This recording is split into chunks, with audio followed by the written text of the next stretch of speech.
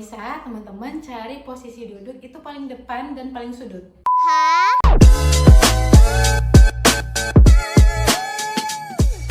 Assalamualaikum warahmatullahi wabarakatuh. Kembali lagi bersama saya Sri Wahyuni di sini membahas tentang video seputar tes CPNS. Nah, di video ini kita akan ngebahas tentang apa yang harus dilakukan di hari H tes SKD CPNS. Nah, sebelum kita masuk ke tips-tipsnya, silakan untuk subscribe, like, dan share video ini supaya lebih berkembang dan bermanfaat. Tips yang pertama, pastikan kamu cukup istirahat dan juga tidur. Nah, jangan sampai di waktu tes kita udah belajar dari lama, tapi saat tes kita malah sakit. Jadi kita sudah lelah atau kalah sebelum berjuang. Nah, pastikan waktu hari H kita dalam kondisi fit, kalau perlu minum vitamin. Nah, yang kedua, pastikan teman-teman semuanya itu memakai seragam yang sudah ditentukan oleh peraturan. Nah, untuk laki-laki itu menggunakan kemeja putih dan celana hitam serta sepatu hitam. Kalau perempuan itu menggunakan jilbab hitam, lalu baju putih, rok hitam, dan juga sepatu hitam. Nah, jangan sampai teman-teman coba-coba untuk menggunakan sepatu warna lain atau sepatu yang ada corak-corak warna lain. Kenapa? Karena takutnya nanti teman-teman itu diminta untuk mengganti langsung di tempat. Nah, itu kan agak repot ya. Jadi cari aman saja, dari rumah itu sudah pakai sepatu warna hitam. Nah, yang ketiga, pastikan untuk membawa KTP asli dan juga kartu ujian. Nah, nanti sebelum kita masuk ruangan, ini akan diverifikasi oleh para panitia. Nah, sehingga kalau misalnya kita lupa, itu akan ngerepotin kita juga, atau misalnya bawa yang tidak asli, nah itu juga berbahaya ya. Jadi pastikan ini tidak tertinggal. Kalau bisa sudah disiapkan malam sebelum pergi tes. Nah, yang keempat, itu teman-teman semuanya, jangan lupa untuk datang lebih awal sebelum jadwal tes. Misalnya teman-teman dijadwalkan untuk tes jam 7. Kalau bisa itu datang jam 6. Atau misalnya teman-teman itu tesnya jam 1. Nah, itu datang kalau bisa jam 12 atau jam 11. Nah, kenapa?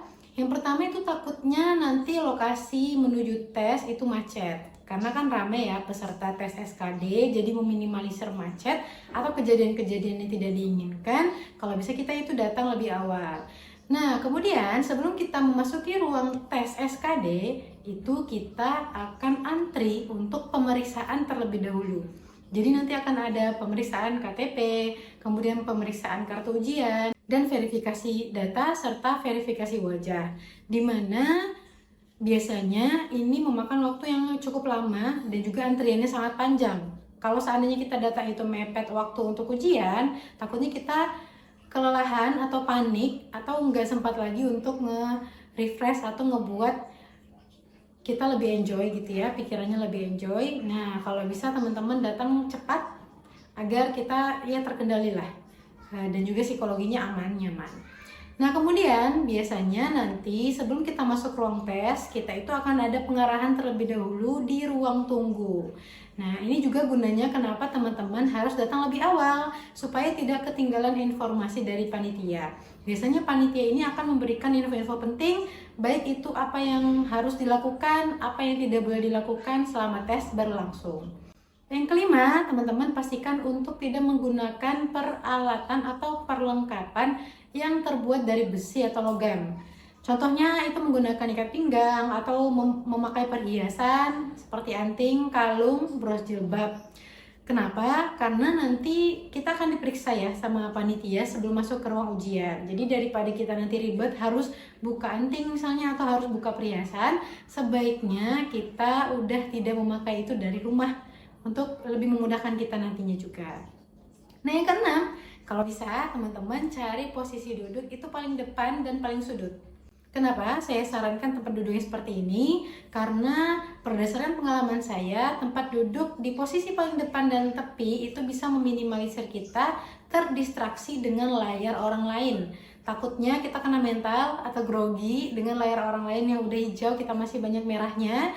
Jadi untuk meminimalisir itu, untuk meminimalisir distraksi mata kita dengan perhatian kepada orang lain, maka kalau bisa kita cari posisi ya yang memang fokus pada diri kita sendiri. Tapi kalau seandainya teman-teman tidak bisa mengusahakan tempat duduk seperti itu, usahakan cari tempat duduk yang nyaman. Kalau seandainya tidak terlalu nyaman dengan AC, kalau bisa jangan cari tempat duduk yang di bawah AC. Kalau bisa agak jauh dari AC. Kemudian tips selanjutnya adalah fokus sama diri kita sendiri aja. Kalau waktu tes sudah dimulai, kita jangan lupa untuk bersiap mental dan juga berdoa. Kemudian kita fokus sama pensil dan juga kertas coret-coretan kita. Nanti ini akan dipinjemin ya sama panitia, pensil dan kertas itu akan dibagi sama panitianya. Nah, jadi fokus aja sama apa yang kita punya, apa yang ada di depan kita. Jangan sampai dan usahakan untuk tidak melihat lawan kita atau melihat orang lain yang ada di sekitar kita, untuk meminimalisir distraksi dan juga menjaga mental kita. Tips ke-8 itu adalah kalau bisa kerjakan terlebih dahulu TKP, TIU, baru TWK. Nah, kenapa? Karena kalau dari pengalaman saya pribadi, untuk soal TKP ini kan soal kepribadian ya, soal psikologi. Nah, kita masih bisa untuk memilih jawaban yang paling tepat istilahnya dari berbagai pilihan jawaban yang ada. Nah, ini kan mengarah kepada psikologi kita ya, dan juga tentang pekerjaan yang nantinya akan kita lakukan. Nah, ini biasanya akan lebih cepat untuk kita kerjakan, sehingga kalau bisa ini dulu yang dikerjakan. Tapi usahakan selesaikan dulu soal-soal yang mudah saja. Kalau seandainya ragu atau sulit, tinggalkan terlebih dahulu. Selanjutnya TIU. Nah, TIU juga seperti itu. Kerjakan yang mudah-mudah saja terlebih dahulu, nanti yang sulit kita akan kerjakan di waktu yang sudah kita alokasikan setelah TKP, TIU, dan TWK sudah semua kita lakukan, sudah semua kita kerjakan. Barulah kita masuk kepada soal-soal yang sulit.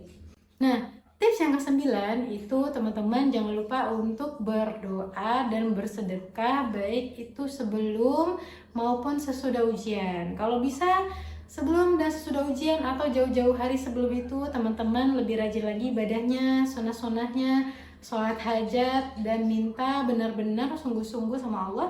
Semoga teman-teman diberi kelancaran selama ujian, teman-teman diluluskan dalam seleksi SKD CPNS ini.